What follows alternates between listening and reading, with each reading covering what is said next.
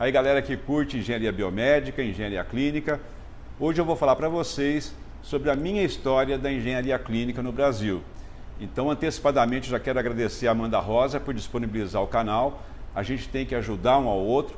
Eu estou há muitos anos nessa área e vejo a turma dos engenheiros biomédicos se formando, vindo, lutando pelo seu espaço. Então nada mais justo que a gente que tem mais experiência, conhece melhor o mercado, apoiar um ao outro. Tá? Então, de antemão, já agradeço mais uma vez, Amanda, pelo espaço, pela possibilidade de falar uma coisa que eu acho muito importante ser tocado, né? Porque a história da engenharia clínica no Brasil é a história de cada um e a gente precisa de contar a nossa história.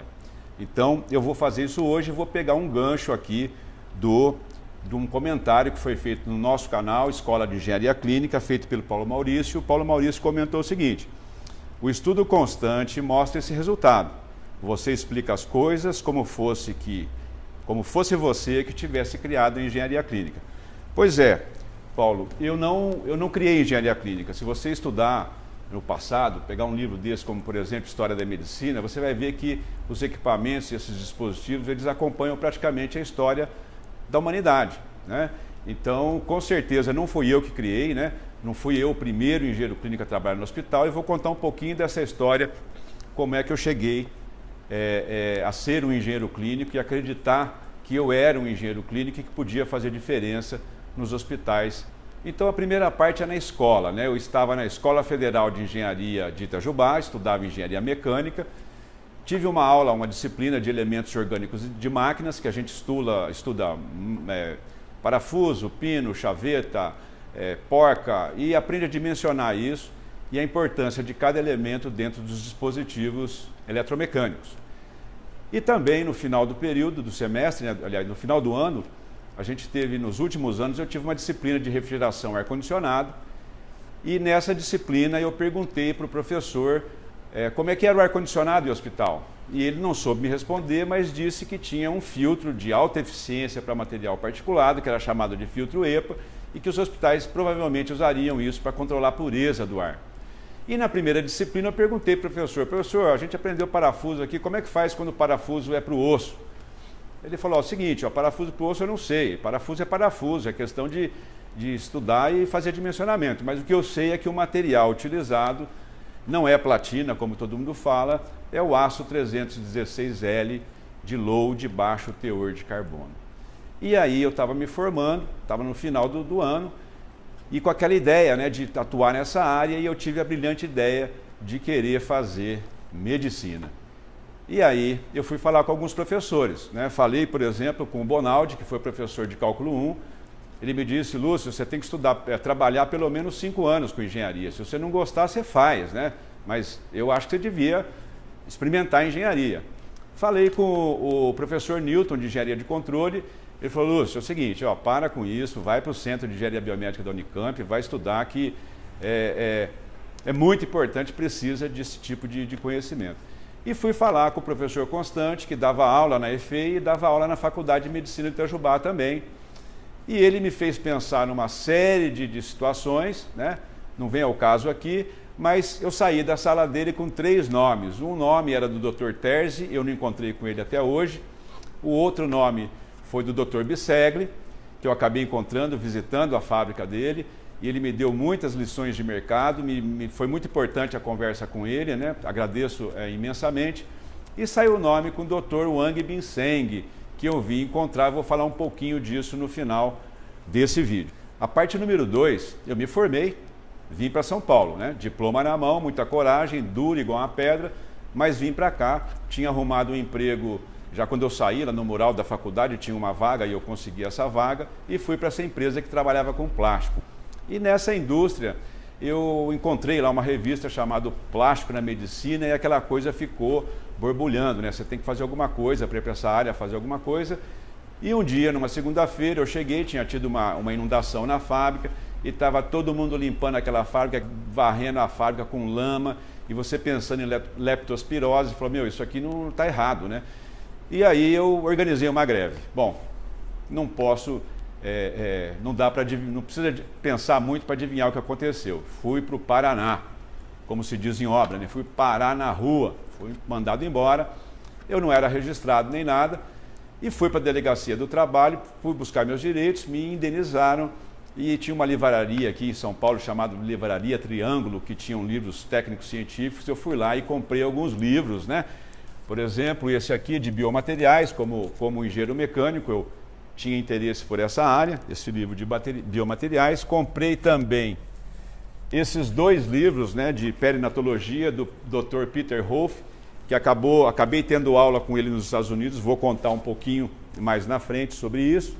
Comprei esse livro de biomateriais do John Bupark, que esse aqui foi muito interessante, faz parte dessa história, esse livro. O que mais que eu comprei? Esse aqui também eu comprei de engenharia biológica. Só fui usar, comprei aqui, deixa eu ver se tem a data, comprei ele nos anos 80, mas no ano passado, em 2019, eu acabei utilizando na disciplina do SEB, aplicação da engenharia nos fenômenos biológicos, com o professor José Wilson Magalhães Bassani. Enfim, e aí eu estava na rua, sem emprego, tinha um pouquinho de dinheiro, acabei arrumando aula de matemática e física à noite. E falei, preciso fazer alguma coisa. Então, como eu era mecânico, eu falei, acho que na ACD, que a gente chamava de Associação de Assistência à Criança Defeituosa, hoje é deficiente, né? Eles tinham um programa de voluntariado e eu me candidatei, fui para lá, toda terça-feira eu ia para a hidroterapia, as fisioterapeutas determinavam qual paciente que você ia cuidar, que tipo de fisioterapia você tinha que fazer, e eu fui ali aprender, observar as necessidades, tentar entender as necessidades, como que eu podia ajudar. Dava aula à noite e durante o dia eu ficava ali traduzindo os livros, em especial o primeiro que eu comecei a traduzir foi o do John Bupark, de biomateriais. Era muito difícil, né? Aqui até tem umas palavras aqui anotadas aqui, como por exemplo, who. É importante lembrar que a minha geração não foi muito estimulada a falar inglês, né? Então esse aqui eu comprei em maio de 87. Eu não durei 3 meses na empresa, né? Acabei achando por bem fazer o que eu fiz, mas aí eu estava no mercado, fazia isso. E o que mais que a gente fazia? Comprava o Estadão e a Folha no final de semana, que saíam os empregos, lia as ofertas e mandava por correio. Era muito difícil, não era fácil. E isso foi acontecendo, passou um mês, outro, chegou em novembro. Eu falei, gente, eu preciso de arrumar um emprego como engenheiro, não dá para eu ficar assim, vou atuar como engenheiro de manutenção, vai de engenheiro de manutenção mesmo. E aí, eu tinha uma namorada que, bom, já que você vai de engenheiro de manutenção, porque você não tenta recortou e me deu aquela vaga, e a gente não fazia outra coisa, pegava o ônibus e foi lá. Isso era novembro, fui lá, errei o ponto, caiu uma chuva de verão assim, de novembro, uma chuva de novembro que me molhei todo e fui procurando o endereço. Na hora que eu cheguei no lugar certo, adivinha o que era? Era um hospital. E aí eu falei, olhei para o hospital, ele olhou para mim, foi amor à primeira vista, e eu pensei no meu íntimo, essa vaga é minha, eu estou preparado para ela. Fui para o RH, falei com a psicóloga responsável por esse processo, e eu tinha uma história, né? Eu tinha feito um curso de biomecânica do aparelho locomotor no Instituto de Ortopedia e Traumatologia da USP, estudava na Unicamp, no Centro de Engenharia Biomédica, fizemos essa disciplina com o professor José Wilson. Se não fosse esse livro aqui, esse livro me salvou. A gente estudou esse livro inteiro, tinha muita carga quantitativa do sistema cardiovascular, aprendemos muito sobre fisiologia e muito sobre anatomia também. Quando a psicóloga conversou comigo, ela viu um conjunto de pré-requisitos e me mandou falar com o engenheiro. Eu fui falar com o engenheiro, uma pessoa bastante agradável, e me perguntou se eu podia fazer uma prova. Eu falei, bom, posso fazer a prova sim. E aí ele me deu essa prova e eu li as questões e falei, bom, essa prova está no papo, né? Eu sabia resolver todas. Ele nunca me mostrou a nota, mas eu tenho certeza que eu acertei todas as questões. E aí ele passou por mim e falou assim, você entendeu tudo? Eu falei, entendi tudo. Mas você entendeu tudo mesmo? Eu falei, entendi tudo. E ele apontou uma questão, falou, e essa aqui você entendeu? Eu falei, eu entendi. Era uma viga biapoiada, com uma carga distribuída, e ele queria calcular a flecha, né? Que é aquela distância da curvatura para a viga em linha reta, né? Antes da deformação. E ele virou, e ele tinha dado a fórmula, estava muito mal fácil, né? Ele falou, mas você entendeu isso aqui? Eu falei, você não quer calcular a flecha? Ele falou assim, vai estar aqui a fórmula. Ele falou, e esse Z aqui, você sabe o que é? Eu falei, eu sei esse Z o que é. Ele falou, você sabe quanto vale? Olha, eu tinha acabado de passar pela página 21 do livro, até vou ver se vocês conseguem ver aqui direitinho, mas a gente tem a tabela, era uma viga de seção retangular, eu estava com aquela, era base vezes o cubo da altura dividido por 6. E mandei bem, final, fui contratado. E aí eu já estava na segunda parte, eu já estava dentro do hospital. Na parte 3, ali eu estava já dentro do hospital, e esse hospital ele era muito bom de controle de infecção hospitalar, lembrando que o Tancredo Neves tinha morrido em 85 e tinha sido lançado um curso de formação de profissionais da assistência para tratar do controle de infecção hospitalar. Eu tenho até hoje aqui o livro, até mandei encadernar. Ele foi coordenado pelo Dr. Antônio Tadeu Fernandes, e que editou esses 2 livros aqui, que foi Prêmio Jabuti em 2004, e por acaso eu tenho aqui um capítulo que eu escrevi junto com o meu irmão sobre engenharia clínica e manutenção. O meu irmão é engenheiro também, hoje ele atua com processo de esterilização, desinfecção, enfim, é um cara bastante competente nessa área. E, enfim, o que aconteceu? Eu pedi para o meu... Teve um curso no hospital, sobre esse curso exatamente que eu mostrei, e eu pedi autorização para o meu chefe para participar do curso, e ele deixou eu participar do curso. E nesse curso eu tive 1 milhão de perguntas, era um curso muito voltado para assistência, e um engenheiro ali fazendo pergunta de engenheiro do tipo, a gente esterilizava na época com 121 graus 30 minutos. E você pergunta, escuta, e se eu aumentar a temperatura, eu diminuo o tempo de esterilização? Ou como que é o sistema de filtragem do ar-condicionado, como deve ser? Eu sei que eu fiz um monte de pergunta e não obtive resposta, porque não era um curso para esse fim, né? E o que eu fiz? Eu fui na biblioteca de referência médica, a Bireme aqui, que fica próximo da Unifesp, pesquisei as minhas perguntas, tudo em revista, era tudo diferente, não tinha internet. Respondi minhas perguntas e levei para o doutor Tadeu, falei, doutor, eu respondi aqui as perguntas, dá uma olhada aí, né? E aí ele deu uma olhada e falou, Lúcio, você não quer dar aula no próximo curso? Me deu 4 horas aula, o curso tinha 40, eu acabei fazendo um conjunto de transparências, a gente usava transparência, um plástico que a gente escrevia com canetas coloridas, e fiz aquela apresentação e passei a ministrei muito esses cursos, junto com o Dr. Antônio Tadeu Fernandes, e aquilo incorporou na minha vida profissional. E aí o que aconteceu? Em 1989, né, que aí já é a parte 4, né, da minha história, aconteceu um evento. Eu tenho aqui o folder, que eu guardo ele aqui de lembrança, está aqui, ó. Deixa eu ver aqui, é o 6º Seminário Nacional de Manutenção de Equipamentos Hospitalares, 20 a 24 de novembro de 1989. Participavam o Ministério da Saúde, a Organização Pan-Americana da Saúde, CNPq, FINEP e FAPESP. E eu fui para esse evento, conheci muitos engenheiros lá, são colegas que eu tenho até hoje, né? E o fato foi o seguinte, no primeiro dia, a organização informou que na sexta-feira, que no último dia, não sei se era sexta-feira aqui, mas no último dia ia faltar um palestrante. E eu fiquei a assistir o primeiro dia e pensei que eu não conhecia a turma, vi que o nível do curso era interessante e que aquela minha apresentação, ou seja, o papel do engenheiro no controle de infecção hospitalar, cabia naquele congresso. Eu voltei para São Paulo, peguei o cartão de visita do hospital, botei minhas transparências embaixo do braço, tinha um caderninho datilografado também que eu tinha feito para acompanhar a apresentação, e fiquei ali esperando uma oportunidade de falar com o Dr. Wang, que foi ali que eu encontrei ele a primeira vez. Eu já estava no Centro de Engenharia Biomédica, ele também estava lá, mas a gente não tinha, acho que eu tinha esquecido de procurar por ele, né? Já estava mais ou menos encaminhado.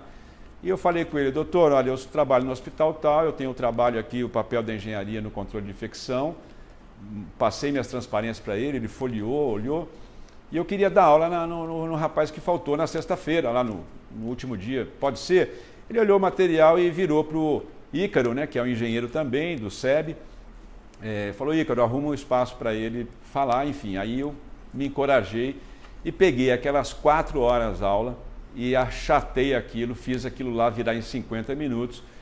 E o pessoal gostou muito, por incrível que pareça, porque eu comecei a mostrar que sim, tinha uma contribuição objetiva dos engenheiros no controle de infecção, e o pessoal não estava pensando nisso. E foi muito legal que teve o coffee break logo depois da apresentação, eu tomando ali o café, um colega chamado Oswaldo Bertolino de Araújo bateu no meu ombro e me deu um cartão de visita e falou: Lúcio, meu nome é Oswaldo Bertolino, eu trabalho no Ministério da Saúde, você não quer dar essa apresentação lá para nós? Eu falei: olha, tudo bem, manda uma carta para o meu chefe, se meu chefe deixar eu vou, né? Tem que faltar, enfim. E essa carta chegou um dia e meu chefe falou: vai lá e faz o melhor. E eu fui lá, fiz a apresentação e o pessoal, depois da apresentação, achou interessante que o Brasil tivesse um manual para falar sobre segurança no ambiente hospitalar, que é esse manual. Eu já falei isso no canal da Escola de Engenharia Clínica, não foi só eu que escrevi, eu fui, vamos dizer, o editor, né, mas teve uma banca de revisores. E, curiosamente, esse manual está disponibilizado lá no Ministério da Saúde, no site, é só escrever Manual de Segurança no Ambiente Hospitalar, mas não vem junto as pessoas, o índice, as referências bibliográficas, ele vem escrito. Parece que alguém meio sem miolo lá no Ministério pôs essa informação lá sem pé nem cabeça, sem referência nenhuma. Não entendi até hoje, mas assim, eu escaneei isso, pedi para escanear, você pode buscar, localizar a palavra, está disponível, é só você deixar no comentário aí, vou mandar para a Amanda distribuir. Eu acho muito importante ler, foi uma coisa de 95, tem muita coisa que não é tratada como a gente tratava naquela época, mas é um conhecimento que está aqui organizado de uma certa maneira que eu acho que é bastante interessante vocês estudarem. E aí, ainda nesse evento em Campinas, eu percebi que tinha dois eventos. Tinha um evento do lado do elevador e um outro evento do outro lado do elevador, que estava ocorrendo um evento internacional. E numa certa altura do nosso evento, o Wang entra ali com 3 engenheiros, 2 norte-americanos e um inglês. O Frank Painter, que está até hoje aí, nós somos colegas hoje, né? O Yadin David, que era do Texas Children's Hospital, o Frank do Bridgeport Hospital e o Robert do São Bartolomeu de Londres. E eles começaram a falar, e a gente não entendia muito bem o inglês, né? Mas eu entendi uma palavra, que foi Clinical Engineering. Eu falei: poxa, esse negócio é muito interessante. Aquele negócio bateu de uma certa forma que eu falei: olha, é isso que eu quero fazer. Eu não sei o que é isso, mas eu acho que é isso que eu quero fazer. E eu fui procurar conversar com o Frank, mesmo sem saber inglês, né? E perguntei para ele que engenheiro que ele era. Ele falou: sou engenheiro mecânico. Eu falei: se ele é engenheiro mecânico, eu também sou, também posso ser engenheiro clínico. Aí eu falei: como é que faz? Como é que faz para se tornar engenheiro clínico? E ele explicou do processo de certificação internacional, deu um bloco, tem aqui também, não vai dar para mostrar, mas como você fazia a aplicação, o pedido, né, para fazer a prova. É uma prova. Qualquer dia eu falo sobre certificação internacional especificamente, mas quando eu vi a lista de referências bibliográficas, eu falei para o Frank, Frank, aqui no Brasil a gente ganhava naquela época $1.200, $1.000 e poucos. A gente não ganha muito dinheiro aqui, cada livro aqui deve custar pelo menos $50, não dá para comprar todos. Me diga um, por favor, que eu não posso deixar de ler. E ele falou: ó, o Guedes, Lúcio. Eu estudei pelo Guedes, que é esse aqui, Principles of Applied Biomedical Instrumentation. Eu achei um desse aqui no stand virtual por R$100. Já foi arrematado, se não me engano, por um aluno do canal da Escola de Engenharia Clínica. Pagou 100 pila e levou um livro assim. É fantástico esse livro. Tem praticamente tudo. Tem um começo de praticamente tudo. E o Frank passou esse livro. Eu comprei o livro e comecei a estudar para a certificação. Acontece que passaram-se vários meses. Um dia eu recebi uma carta convidando para eu participar do First Advanced Clinical Engineering Workshop, o primeiro workshop avançado de engenharia clínica, que aconteceria em Washington. No final, foram 6 engenheiros do Brasil convidados, 5 de hospitais públicos, eu me lembro quase de todos eles. Vamos ver aqui, ó. Paulo Palombo da Unifesp, Marcial Martins da Unicamp, Décio Pinheiro, que do Ceará, o Zigmar Gessler, que era de Brasília, e o Augusto de Mello, que já estava em Bridgeport, acabou colando lá, Enfim, e o Gerson Machado, que estudava no Imperial College em Londres, que também foi para lá para fazer o curso. E eu fui para lá também, só que eu tive um problema, que eu não era funcionário, não estudava, não trabalhava no funcionalismo público, tive que arrumar uma grana para pagar a passagem. A grande sorte, que era inesperado, que eu recebi lá $2.000 de bolsa, né? Foram um curso de 30 dias, praticamente 15 teóricos e 15 práticos.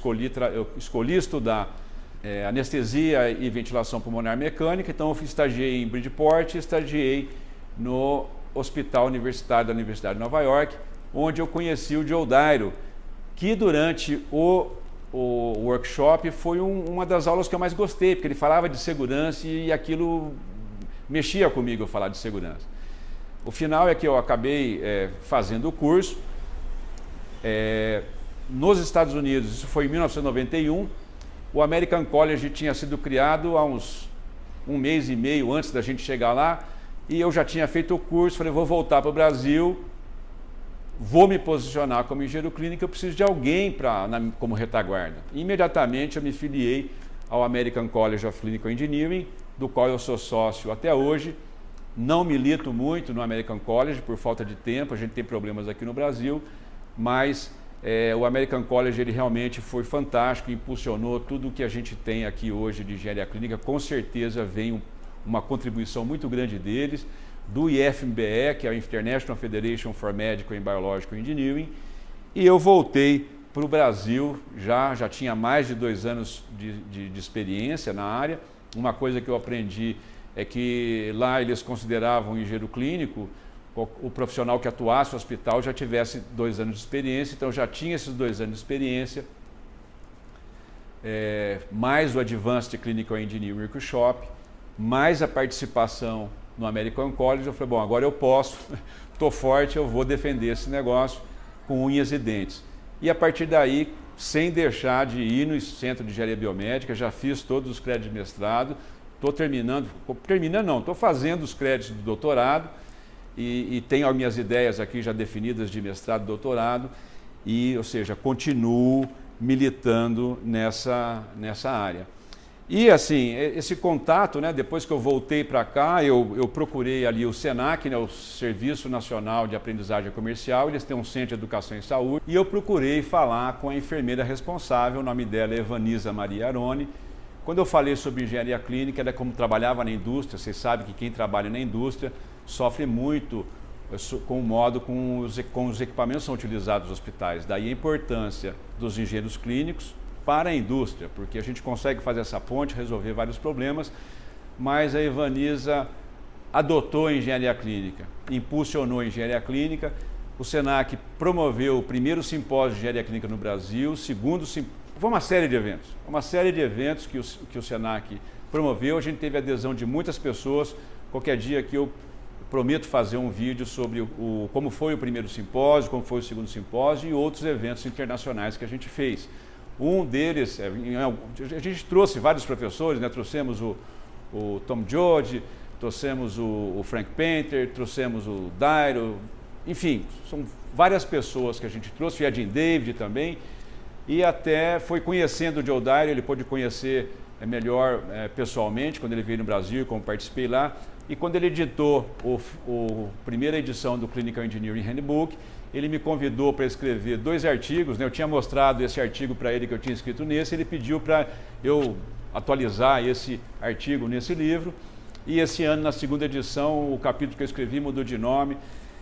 Então, assim, essa aqui é a minha história, entendeu? É uma história de bastante luta, bastante sofrimento, né? Sofrimento mais ou menos, né? A gente sofre, mas quando a gente se esforça, né?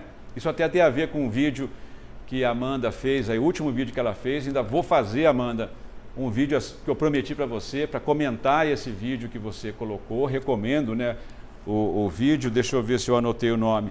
Uma saúde mental com Operação Big Hero, Mindset e um TED Talk. Muito legal, vale a pena assistir, eu recomendo. Mas assim, vocês vejam que foi muito sofrido, foi muito esforço, né? Foi muito comprar briga, assumir responsabilidade. Sim, engenheiros têm papel na saúde, é importante. E por isso que eu estou fazendo esse vídeo, para contar um pedacinho desse começo, como que as coisas vão acontecendo, né? A gente cai aqui, levanta, cai de novo, levanta, erra, acerta, e a gente vai se desenvolvendo e se formando como profissional. Então, para finalizar, eu queria dizer o seguinte: pessoal, contem as suas histórias, né? O pessoal de engenharia biomédica, os engenheiros biomédicos que estão no mercado, contem a sua história, ajudem o canal, o manual do engenheiro biomédico com as suas histórias. O canal Escola de Engenharia Clínica está aberto para quem quiser mandar a sua história. Eu devo criar uma playlist chamada História da Engenharia Clínica no Brasil, onde eu espero que vocês possam mandar a sua história, porque a Engenharia Clínica do Brasil não tem dono, ninguém é dono dela, ela não acabou de ser construída. Com os engenheiros biomédicos sendo formados agora, essa engenharia clínica vai ficar muito melhor ainda. Os tecnólogos em sistemas biomédicos, que já são uma super realidade, tem muita gente boa no Brasil trabalhando com tecnologia e sistemas biomédicos. Os técnicos de equipamentos biomédicos são fantásticos, não dá para viver sem eles, é impossível. Os BIMETs, né? Nós precisamos muito dos BIMETs, então todo mundo, a gente precisa apoiar um ao outro. Então, Amanda, muito obrigado pelo convite, tá certo? Espero ter mandado um conteúdo que complementa, que está aí de acordo com a sua expectativa, e mande seus vídeos para a gente, porque a história da engenharia clínica no Brasil é a história de todos nós. Muito obrigado pelo seu tempo.